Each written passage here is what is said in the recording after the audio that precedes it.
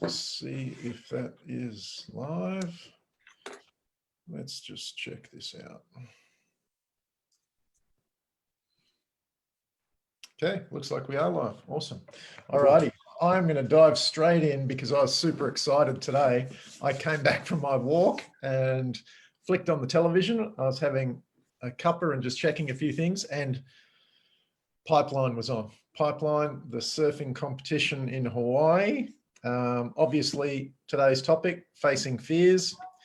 Put it down to business and life, but I think it's a pretty relevant topic, given that Pipeline's on and we're watching waves, and we're just having a quick discussion before we went live about what we like to surf as far as size. And you were saying, Mark, that it actually comes down to what you practice and what you're used to. And I think that's really relevant for facing business fears as well. It's if you've practiced something, it no longer becomes a fear. And sometimes you just need to get over the hurdle. But what do you tell me? Have you been watching Pipeline? Not, but I've watched it in the past, and there's many times in my younger years surfing in big waves, and the fear of big waves and paddling in. And when we're talking big waves, 15 feet, that's big for me, and that's the biggest I ever surfed. I've been out in waves that are bigger than that, and it's terrifying because you don't know what it's like until you've wiped out on a large wave. And depending on the structure of the wave and the bottom conditions, it can be not so bad, or it can be really, really bad.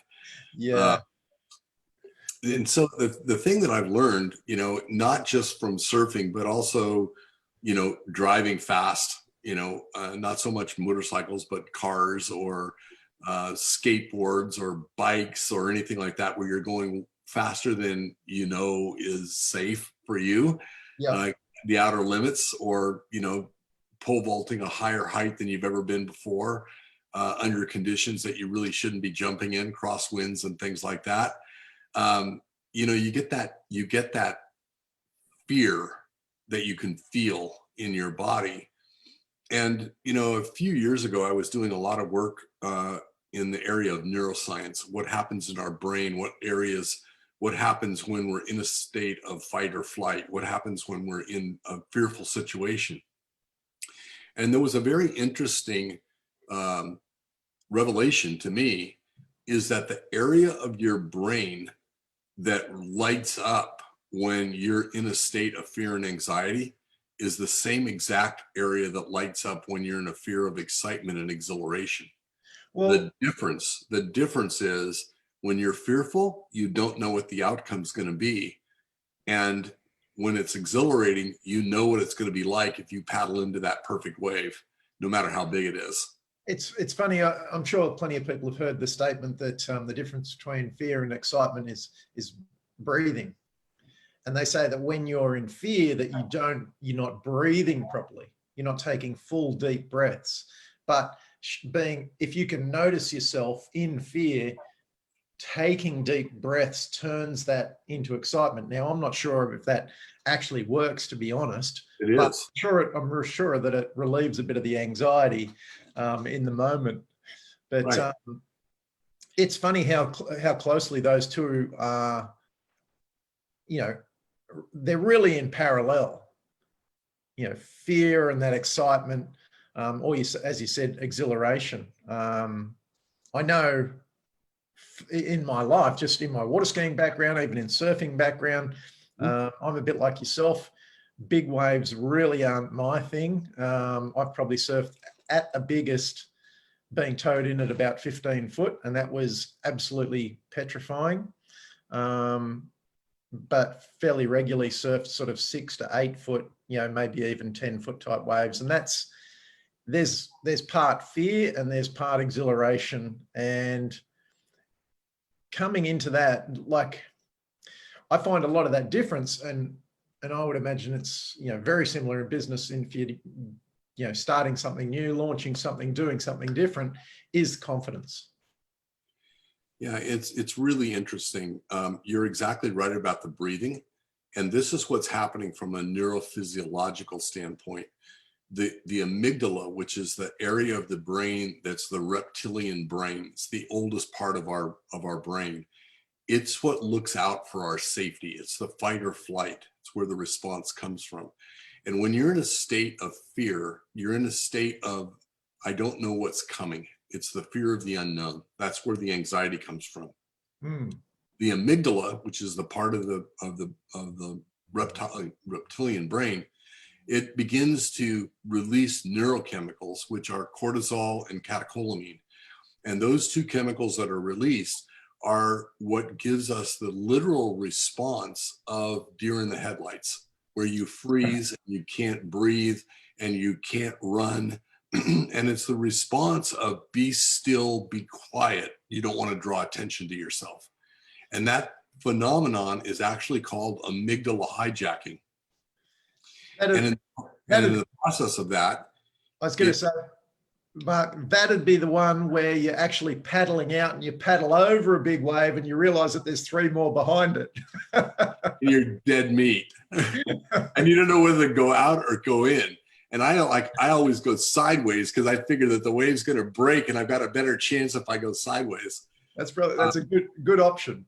Sorry to cut in. But that amygdala hijacking literally blocks our neocortex, which is the new part of the brain that is logical and makes logical decisions. It blocks our neocortex from functioning. So you literally cannot make a logical decision when you're in a state of fear.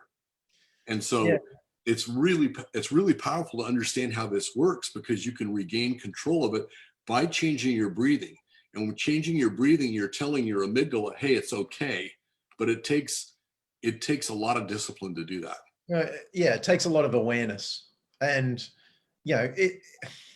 this sounds like something very simple and yet almost impossible to do. Like when you're faced with fear, to be able to stay aware enough to realize that you're actually experiencing fear and that you need to breathe is just like, it's tough in the moment. Like I know from those, whether it be water skiing or surfing or whatever it might be, I know from those situations that it's hard to control yourself.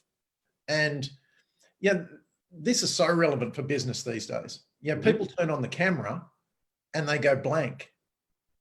And it's exactly the same thing. It's, being able to just look into the camera, breathe, and just know it's going to be all okay, and see the other side of that is just the same as being, put in a scary situation, say as being in the ocean or whatever it might be. And this ties to something that we talked about before we started the live, which is confidence. If you've got confidence in yourself and your ability to handle yourself, what you're doing is you're committing. And when you make that commitment, you're no longer in a state of reacting to the situation. You've committed.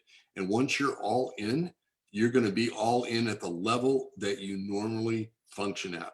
So if you're an A-level performer, you're going to commit at the A level. If you're a B-level performer, you're going to commit at the B level. If you're a C-level performer, you're going to get your butt trashed, literally. That wave is there's a really good chance that wave is going to get you. Yeah, it's funny. I actually, and just, before the call, we're talking about new clients coming on board and stuff, and we've both had a couple of those this week. It's very interesting to hear the language out of new clients' mouths. If I actually, like when I'm talking with prospects, if I'm not hearing them at that edge point, if they're not at that, James, I am all in, kind of at that level of conversation, I actually don't take them on. I actually push back on them fairly hard to make sure that they're at a point where they're willing to step over the line, because it's, if they haven't, like if they're so comfortable in where they're at, they're not likely to move as quickly. There's certain words I look for. And if I hear the word struggle, if I hear hustle and grind, I know that we've got a non-committed person. Yeah. They may think they're committed, but they're committed to do it the hard way. And I mean, that is literally what your business is about reducing the hustle, reducing the complexity, reducing, all of that friction that makes doing business difficult. It's very interesting. Yeah, it's interesting you say that. I should actually pull this message up and read it to you, because it was quite funny. I'll just see if I can quickly find it.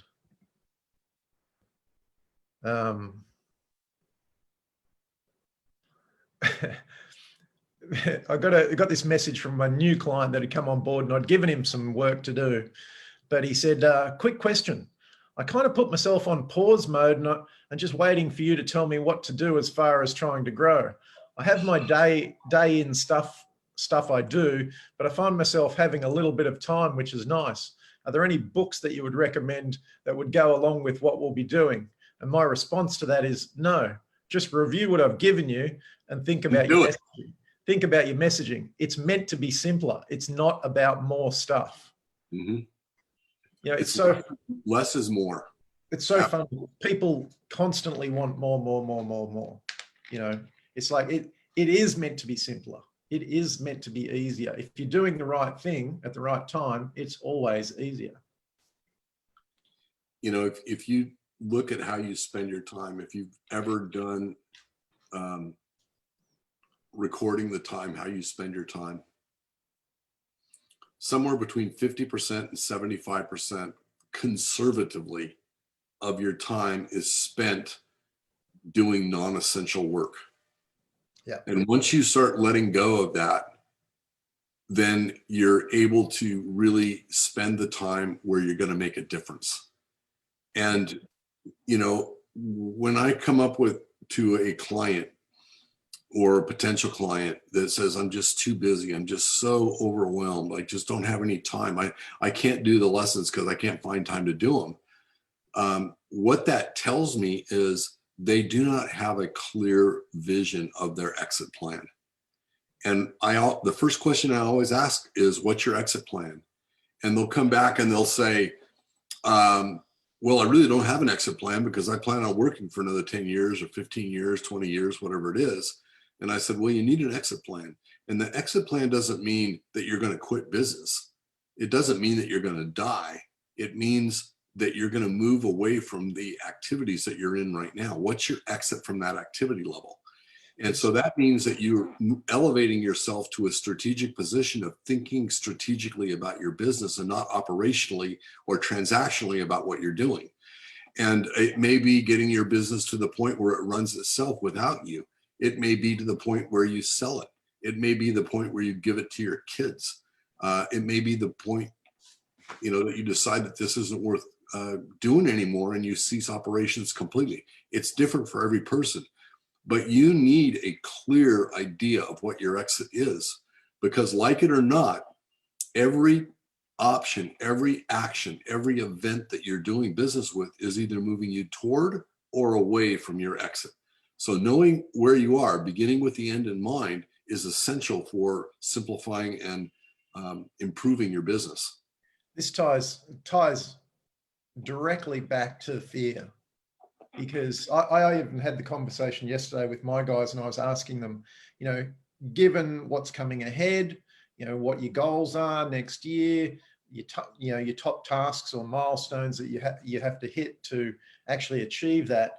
What are the things that you need to stop doing to actually create the change?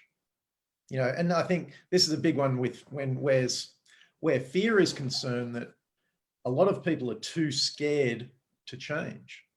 They're too scared to look at that exit plan. They're too scared to look at what they actually need to do, or they actually, are required to do, the change they need to make personally. And they're actually fearful of changing personally.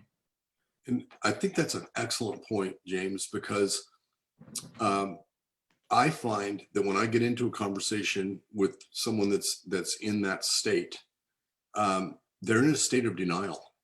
They don't want to admit that they don't have an answer.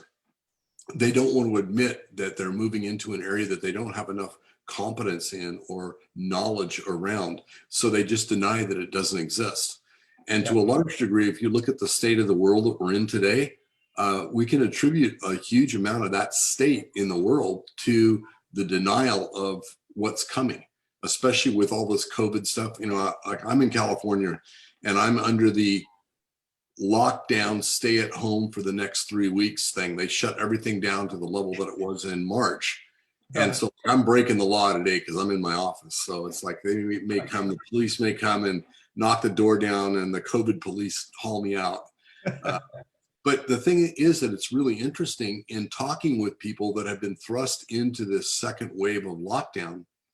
How many people are like, okay, we'll just deal with it. And versus the people that are like, oh my God, how are we going to get through this? We couldn't hardly get through the first wave. And now we don't have any resources left. And this is going to do us in. And my reaction to that is, what the heck have you been doing for the last 9 months? Yeah. You didn't learn from this event 9 months ago to say, okay, this could happen again. This is Darwin, you know, this is Darwinism. This is economic Darwinism. But that's fear again. Really they should have built confidence from being through it once to see, oh, we can actually make it through the second time. You know, it's a very weak mentality. You know, I think one of my favorite acronyms, right? There's been several acronyms around the word fear, but one of my favorites is false evidence appearing real. And so you're looking at a situation and you're making a judgment, and you're judging based on these circumstances, and those circumstances are false and they appear to be real. And so you make up all these stories in your mind about whether your survival or how you're going to handle it. And it's just ridiculous because you haven't been able to effectively take the problem apart into its components and say, can I handle this or can I not? What do I know? What do I not know? For a fact, not supposition, not gut feeling, but for a fact. It's interesting you say that. Like, I was just thinking of that in the terms of surfing. And like, because every time paddling out when it's big, the big fear is that I'm going to drown. And wow, interesting. So, like that's the fear, that I'm going to be held down, that I'm going to drown. And, you know, a few years back, I actually, I had this, like it was a constant program that was running in my mind. And I actually ended up joining the Surf Lifesaving Club. And I've been in the surf all my life since a kid. Right. Just to get the confidence to get rid of that story out of my head. Right. And, you know, it's like, it's just reps. It's like to gain the confidence, to overcome the fear, to get away from that story of I'm going to drown, is getting the confidence in swimming in big surf, in being in the water. And it's no different in business. It's like it's the same with the COVID thing. It's like, if you are, you know, if you're too scared to go outside, well, you need to go a little bit outside just to try and overcome that a little bit. You've got to try and, you know, take the mask off a little bit more often. You know, if you fall back to wrap yourself in cotton wool, it's going to be a pretty tough life. And I think a lot of people find that even in business, they don't stretch themselves even a little bit. And that's, you know, you have to stretch a little bit to get a few reps in. You know, it's amazing how parallel our lives have been. You know, you could be a brother from another mother. I took surf lifesaving when I was 16, and that was when I was surfing the biggest waves. And in California, one of the best breaks in California is Rincon. And Rincon is where I live. It's just north of where I live, or I'm just north of where Rincon is. And that wave is so perfect when it's big. You can surf 10, 12, 15 feet there with absolute predictability because the wave is just so perfect. Yeah, and as long as you don't drop a rail or, you know, do something stupid, like go too high on a cutback and get out of position, you're going to have a fantastic experience. And the thing about it was that the really big waves in an unpredictable scenario where you don't know how the wave is going to break, whether it's going to close out or whether it's going to suck in on you, or, you know, any of those kinds of things, depending on the tide conditions and the bottom conditions. So I took life saving, and I've never swum so much in my life. I mean, every day we would swim 5 miles in a day to build up our strength. And then we did open water, and we did open water rescues and open water, you know, dealing with rip currents, and how do you get out of a rip current? How do you rescue someone in a rip current? Does it make more sense for you to grab a boat or a paddle board and paddle out, or to try and swim out with a float? You know, you had to make these decisions on the spot, and they would put a scenario in place, and then you would have to instantaneously assess the risk and then pick the appropriate rescue avenue to proceed with. And from that, it's interesting because I don't think I ever feared drowning. And even in the really large waves, I always feared that I would get smashed into the bottom so hard that it would knock me out. Yeah, right.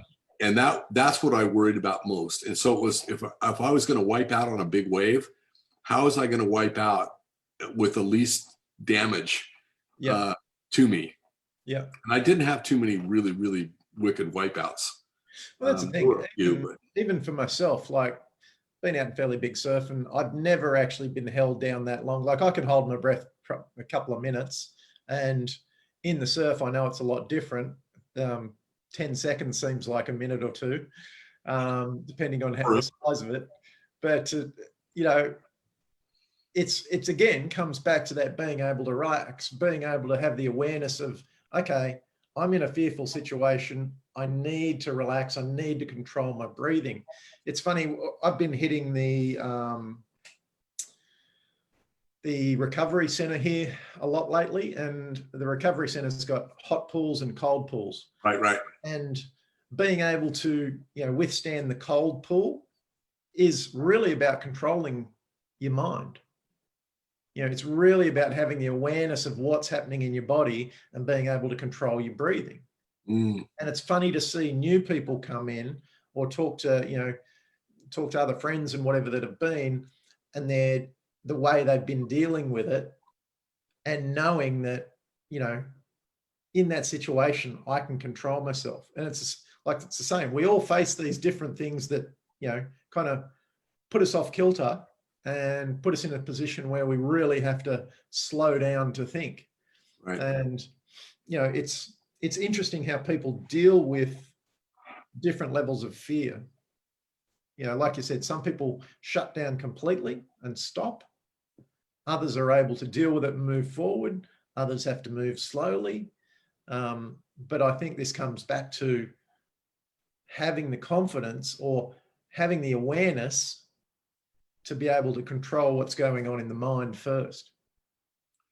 Yeah, and I think a lot of it depends on the adrenal response, because part of the amygdala releasing these hormones are the signals to, you know, the liver to release all of these hormones, these adrenal hormones, and, you know, you flood your body with adrenaline, it changes everything. It changes your heartbeat, it changes your blood pressure, it constricts everything. The blood in your extremities comes into your core to protect that, which makes your hands less functional, and you lose the ability of fine movement, and you only have gross movements left, so you're thrashing about.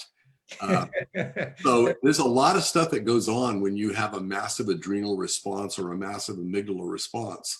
And understanding what's happening neurophysiologically, for me, I'm the kind of person that wants to know what's going on. I want to know what is this response? Where is it coming from? I don't like that prickly feeling of anxiety, which is part of the adrenal response. That's what causes the hair on your neck to raise. These are all instinctual. They are in our DNA. They are hardwired into our DNA. You wonder. That makes me kind of wonder about, you know, the hustle, when people are in the hustle constantly, and really that's, it must get to a point where that's a really poor adrenal response, where they aren't able to control that, or they are controlling it, but they're pushing themselves into that adrenal response just to get the buzz from it, to feel like they're achieving something, versus being able to slow down enough. And I've been there too. Like I can put myself into hustle mode. I don't, because I choose to operate from a much more controlled, I guess, aware position. And I think, really what happens is the outcome. And I often use this example when I'm talking with prospects and clients about the fear and anxiety. And I say, think back to yourself when you were a little kid and you've never ridden a big roller coaster until today. And, that your mates are all, come on, let's go, let's do this. This will be great. They've done it before and they're all excited about it. And you're like looking up at this huge monstrous track and you're hearing all these people scream like they're going to die coming down this. And you're just tensing up and freaking out because you don't understand what's going on until you hit the top of that first climb, the highest climb. And then you got that straight down drop out of the pit of your stomach feeling and the huge endorphin and dopamine rush that you get from that.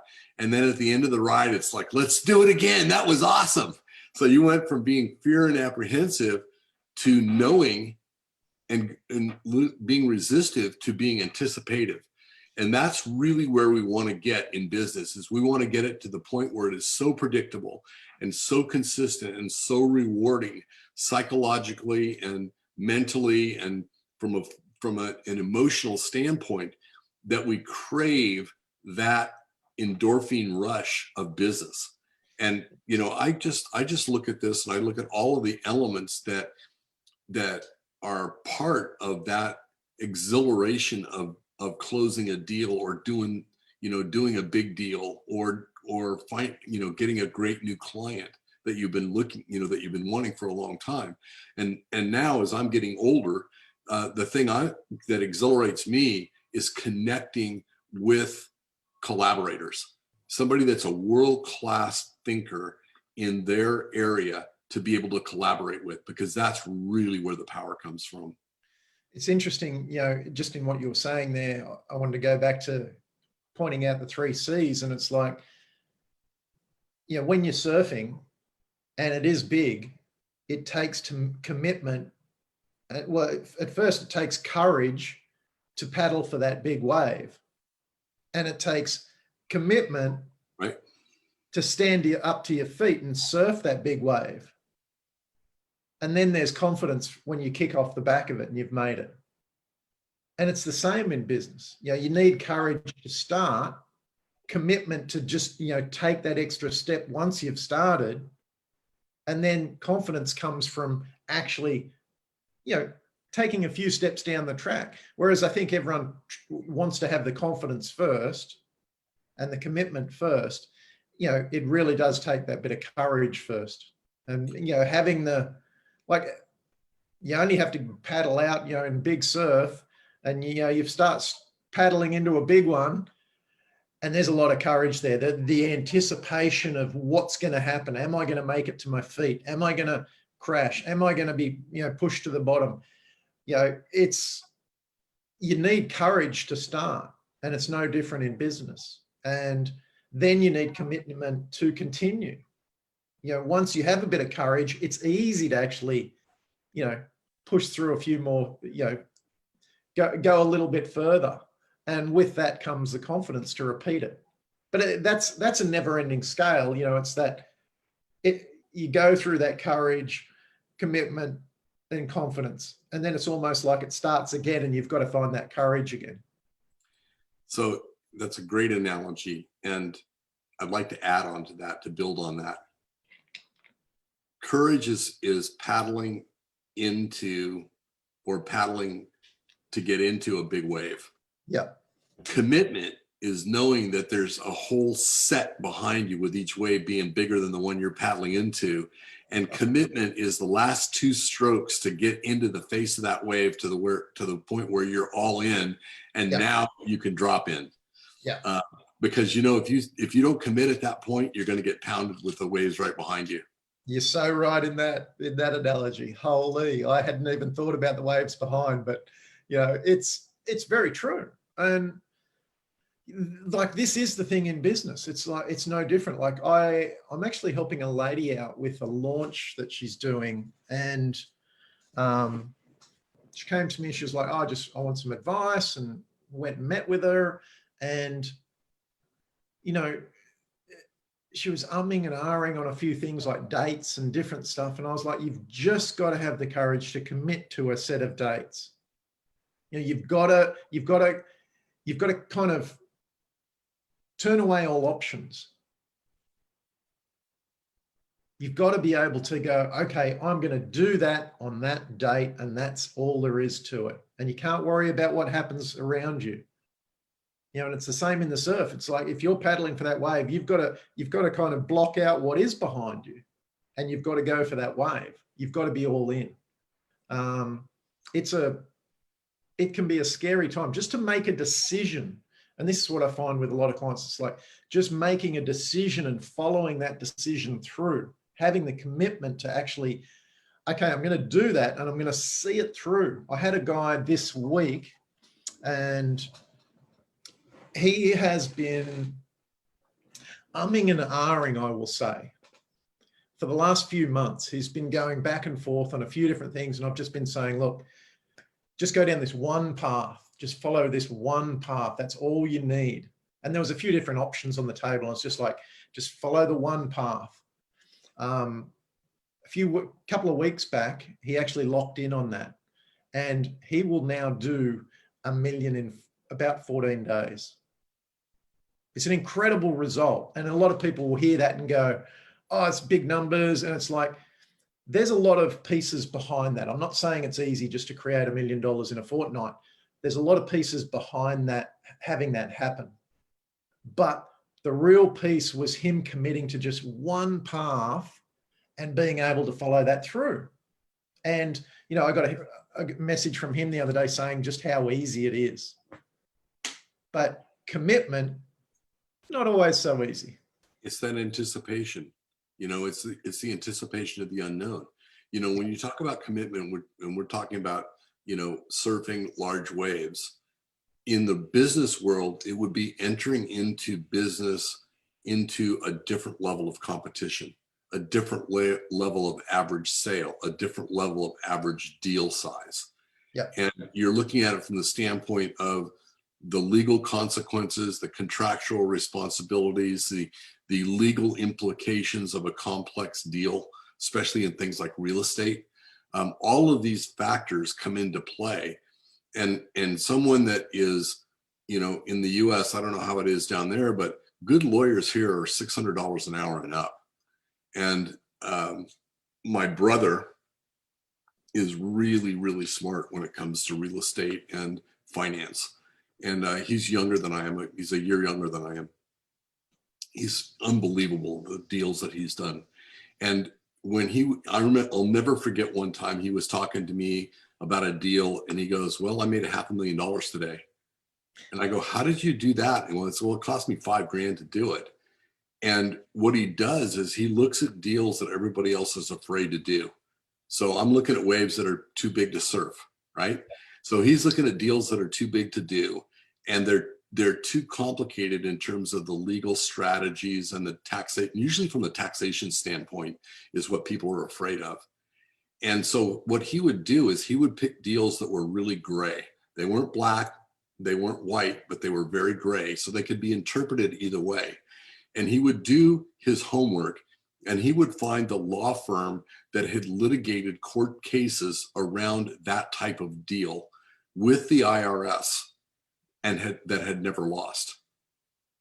And so he would spend sometimes $10,000, $20,000 on legal advice simply to have the attorneys write an opinion letter on their letterhead and submit it to the IRS. And the IRS would look at it and say, who's the legal counsel here? What kinds of deals have they done? What's our record against them? And because they'd never lost against these guys, boom, it was done. And so here he's got the facts in place. He knows what he's doing. He knows the lay of the land. He knows what works, where the danger is. It's a perfect example because it shows commitment, but not just commitment, like doing your homework, doing your research, having foundations in place. Like this is clever business where you can do one move, one simple move, and create a huge result. It's what my client did as well. In past months, he's been looking to go in all these different directions, which were essentially just a lot of work. And in the last couple of weeks, he's just completed one thing, and a very simple thing, I must add, and he's created a huge result. But to do that, he's had the background, he's done the research, he's got the foundations in place. Most people don't see, this has been a huge thing for me over the last 10 years. When people come to me with launches, 95% of people that I speak to don't understand the assets that they have in place in business. Mm. And for me, it's simply a matter of rearranging those assets to create a result. Right. I was just going to say, it's like someone coming to me for a launch is like your brother going to the lawyers and doing the research and just getting the one little piece that they need. And so in this case, in a business, to follow through on the analogy with surfing, his commitment was the knowledge of the homework that he did ahead of time. He knew the lay of the land. He knew the shape of the wave. He knew what the takeoff was going to be like. He knew where the danger was. He knew where the shallows were, where the wave was going to start sucking out. Yep. And he just knew the lay of the land because he did his homework. And everybody else was too lazy or too scared to do that homework. And he reaps the benefit because they look at it and go, oh man, that's way too dicey. I mean, I could see myself getting pulled into a deal where it cost me $100K in legal fees. Well, John moved the legal fees to the front of the process. And in doing that, it minimized his risk and literally repositioned, reframed the whole deal in the eyes of those that would challenge it in the first place. Yeah, it's courage to commit. Mm-hmm. Exactly. Whereas most people are trying to find an easy way out, they're trying to dodge it and go, oh, what are the options? What are the options? Instead of understanding what the exact path actually is. It's a huge thing in business. I have so many people I speak to and they're wanting to do 5 different things instead of committing to one thing and doing that really well. I think they're probably trying to spread the risk. Yeah, exactly. In their mind, they're trying to spread the risk. Doing 5 different things and not committing to something, it's less fearful. If I don't do that, then I can do that. And then I've got a plan B and a plan X and Y. I remember when I was a kid growing up, I was little and, way back in the day, we didn't have any of the electronic toys and distractions that we have today. So we had to find ways of entertaining ourselves. And one of our favorite things to do, which didn't cost very much, was to take a magnifying glass and focus the sun down and burn twigs and leaves and ants and things that just happened to be crossing our path. That was the end of them. Death laser ray. and it's like, it's all about concentrating your effort. And when you literally have 5 things that you're doing, it's like throwing that focus beam out of focus. And there's not enough energy there or concentration to create any effective work. So you end up failing because you haven't concentrated enough. Isn't it funny that we learn that at probably age 5? We pull out the magnifying glass. We know exactly what to do with it. We know to focus the effort. And yet when we get older, we throw all that out the window and go, no, I'd prefer to do 5 different things than actually one. I'm going to start using that. It's like, where's my magnifying glass? Yeah. What are you doing? We're burning ants today. Yeah. Burning leaves today. I'm actually, I'm super keen to continue watching the Pipeline Masters. So I don't know if you have anything else to add to this, Mark, but maybe we should call it a wrap there and just leave it with people to digest. I mean, we gave them a lot to think about today. Yeah, and it's not, it's not hard stuff. These are more reminders. We're not reinventing the wheel in any shape or form.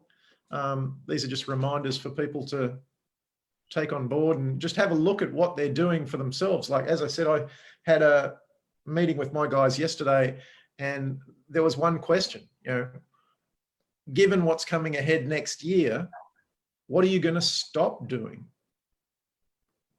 so that you can actually do something differently and achieve what you want to achieve next year? Some of these sorts of things, they're questions that we don't always think about, or a lot of people don't actually think about. I think of this sort of stuff all the time, especially around this time of year. And I think it's just a good reminder for everyone out there that,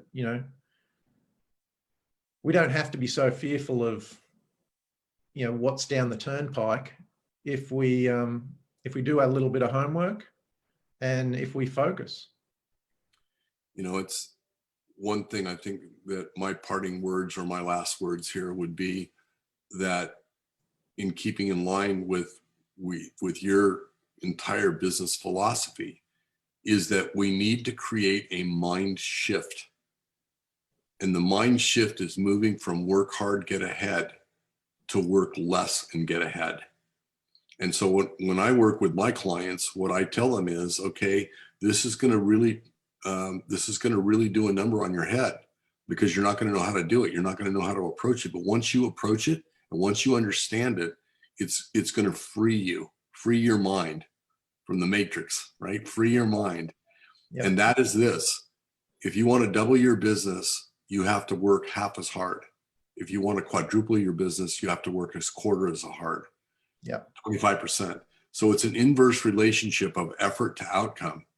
And that's exactly the opposite of what hustle is all about. Hustle is about more effort for less results. This is about less effort for more results. Less is more. Yeah. Yeah. I don't even want to get started on all that whole conversation. Maybe we should do another one on that next week. We certainly could. We could certainly build that out to a good extent. Yeah. And it'd be worthwhile too. But as again, I'll ask the question, just if you're listening out there, what do you need to stop doing in the next year so that you can actually achieve what you want to be doing? And we'll leave it there. Thanks, Mark. Cheers. We'll talk next week.